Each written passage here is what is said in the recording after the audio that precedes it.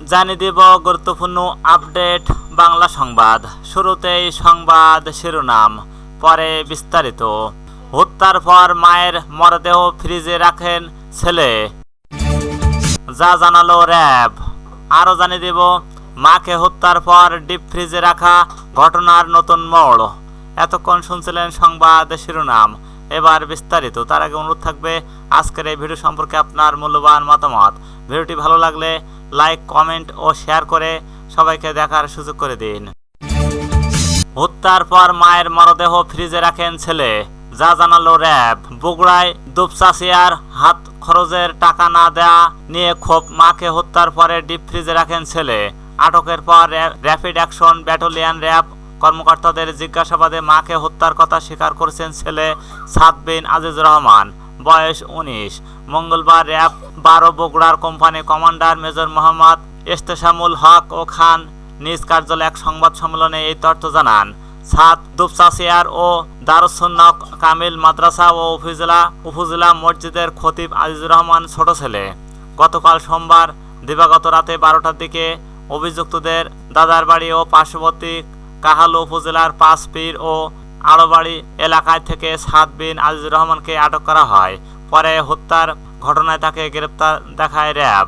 এর আগে গত রোববার 10 নভেম্বর দুপুরে সাদ বিন আজিজুর রহমানের মা উম্মে সালমা খাতুনের বয়স 50 মরদেহ বাড়ির ডিপ ফ্রিজের ভেতরে পাওয়া যায়। সংবাদ সম্মেলনে র্যাব 12 বগুড়া কোম্পানি কমান্ডার জানান, হত্যার বিষয়ে অনুসন্ধান চালানো হয়। মোবাইল ট্র্যাকিংয়ে হত্যাকাণ্ডের আনুমানিক সময় মা ও ছেলের অবস্থায় একই জায়গায় ছিল। আবার সিসি ক্যামেরায় ফুটেজে ওই দিন নিহতের ছেলে ছাড়া ও সন্দেহভাজন কাউকে দেখা যায়নি। এই ঘটনায় আটকের পর জিজ্ঞাসাবাদে সাদ বিন হত্যার বিষয়টি স্বীকার করে বলে জানান র্যাবের কমান্ডার। তিনি বলেন, সাদ বিন আজিজুর রহমানের প্রেমের সম্পর্ক নিয়ে মায়ের সঙ্গে মনোমালিন্য ছিল, আর সম্ভবত জুয়া খেলায় তিনি জড়িয়ে পড়েন। এই জন্য সে টাকা নিয়ে প্রতিদিন বাড়িতে ঝগড়া করত মায়ের সঙ্গে। হত্যার পর পরিবারের সঙ্গে কথা বলে র্যাব জানতে পারে, উম্মে সালমা খাতুনের সঙ্গে তার ছেলে মোহাম্মদ সাদ বিন আজিজুর রহমানের হাত খরচের টাকা দেওয়াকে কেন্দ্র করে দীর্ঘদিন ধরে ঝগড়া বিবাদ চলে আসছিল এবং বাসা থেকে প্রায় প্রতিদিনই 500 থেকে 1000 টাকা হারিয়ে যেত। ঘটনার দিন সকালে মায়ের সঙ্গে হাত খরচের টাকা নিয়ে কথা কাটাকাটি হয় সাদের। পরে তিনি রাগ করে সকালে নাস্তা না খেয়ে মাদ্রাসায় চলে যান। হত্যার দিনের ঘটনার বর্ণনায় র্যাব কর্মকর্তা জানান, মাদ্রাসায় সকাল 12:30টার দিকে ক্লাসের ভিতরে বিরতির সময় বাসার প্রবেশ করে সাদ তার মাকে তরকারি কাটতে দেখেন। এই সময় পূর্ব পরিকল্পনা অনুযায়ী তার মায়ের পিছন দিক থেকে নাক মুখ চেপে ধরে ধস্তাধস্তি শুরু করেন। এর এক পর্যায়ে তার মা বাঁচার জন্য চেষ্টা করতে থাকলে ভিকটিমের হাতের তর্জনী আঙ্গুলের নিচে তরকারি কাটার বটি লেগে হালকা কেটে যায়। পরে শ্বাস প্রশ্বাস বন্ধ হয়ে মারা যান সালমা। এরপর 2 হাত ওড়না দিয়ে বেঁধে বাসায় থাকা ও ডিপ ফ্রিজের ভিতরে দেওয়া হয় মাকে। ঘটনাটি ডাকাতি হিসেবে সাজানোর জন্য সাদ বাসায় থাকা কুড়াল দিয়ে তার বাবা এবং মায়ের বেডরুমে থাকা আলমারিতে কয়েকটি কোপ মেরে কুড়াল সেখানে রেখে বাসার মেইন গেটেও তালা দিয়ে বের হয়ে যায়। রোববার দুপুরে উপজেলা সদরে জয়পুরপাড়া এলাকায় আজিজিয়া ও মঞ্জিল নামে নিজ বাসায় উম্মে সালমা খাতুনের বয়স 50 মরদেহ ডিপ ফ্রিজের ভিতর থেকে উদ্ধার করা হয়।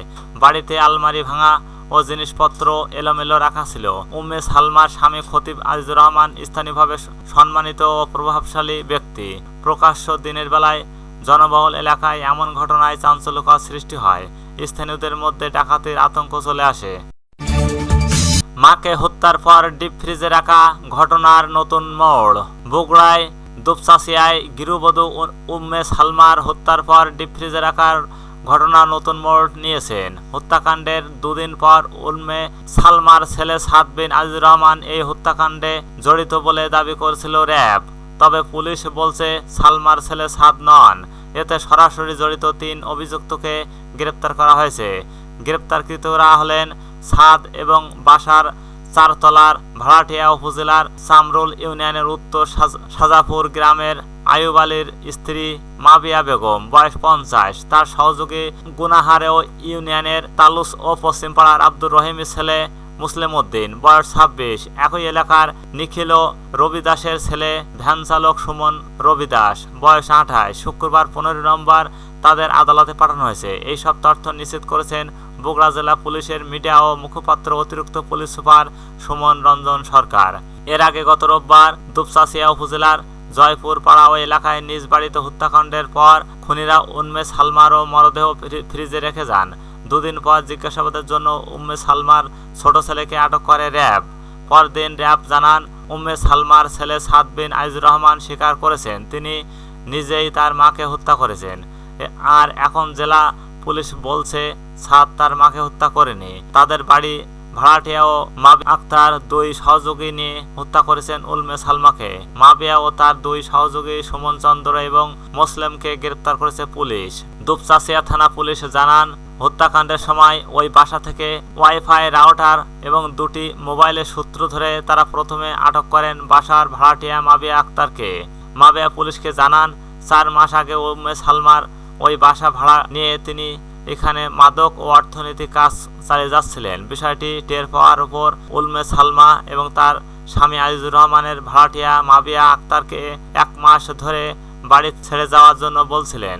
তার কাছে 2 মাসের ভাড়াও পাওনা ছিল। বিষয়গুলো নিয়ে মাবিয়া বাড়ির গৃহকর্মী ও উম্মে সালমার উপর ক্ষুব্ধ ছিলেন। তাই তিনি তার সহযোগী ও মাদক ব্যবসায়ী সুমন চন্দ্র সরকার এবং মুসলিমকে নিয়ে গেল শনিবার উম্মে সালমাকে হত্যার পরিকল্পনা করেন। পরিকল্পনা মাফিক ঘটনার সময় মাবিয়াও প্রথমে ওই বাসায় প্রবেশ করেন। পরে মোবাইল ফোনে ডেকে নেন 2 সহযোগী সুমন মুসলিমকে। তার 2 জন বাসায় ঢুকেই চেতনানাশক স্প্রে করে উম্মে সালমাকে অচেতন করেন। এরপর তার নাক মুখ হাত বেঁধে বাসার ডিপ ফ্রিজে ঢুকে রেখে তারা 3 জনেই সেখান থেকে বেরিয়ে যায়। বগুড়ার অতিরিক্ত পুলিশ সুপার সুমন রঞ্জন সরকার বলেন, আটকের পর মাবিয়া সুমন মুসলিম উম্মে সালমাকে হত্যার কথা স্বীকার করে ঘটনার পুরো বিবরণ দিয়েছে। পরে তাদের দেখানো জায়গা থেকে পুলিশ হত্যাকাণ্ডে ব্যবহৃত জিনিসপত্র এবং ওই বাসা থেকে খোয়া ও যাওয়া জিনিসপত্রগুলো উদ্ধার করে। বিকেলে তাদের 3 জনকে এই মামলায় গ্রেপ্তার দেখিয়ে স্বীকারোক্তিমূলক জবানবন্দি নেওয়ার জন্য বগুড়ার আদালতে নিয়েছেন পুলিশ। তিনি আরও বলেন, আমরা এই ঘটনায় আরও অধিকতর তদন্ত করছি। বিস্তারিত তথ্য শেষে জানানো হবে।